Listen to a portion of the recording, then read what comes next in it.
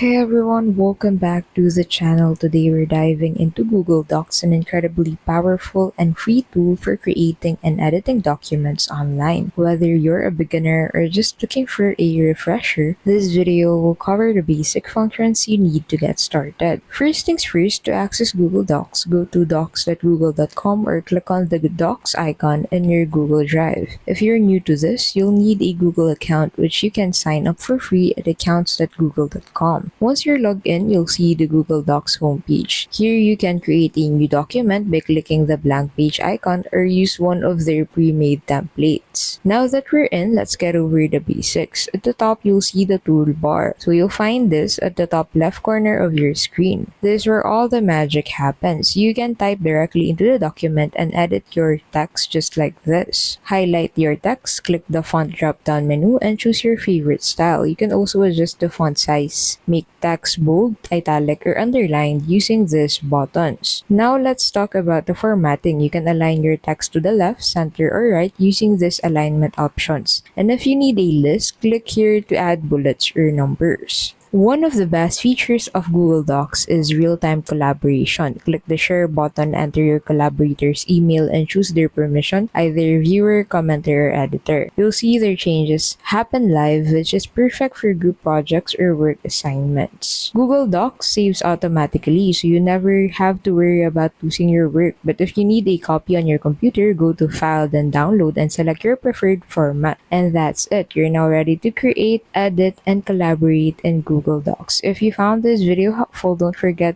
to like, subscribe, and hit the notification bell icon for more tech tips and tutorials. Thanks for watching, and I'll see you in the next one.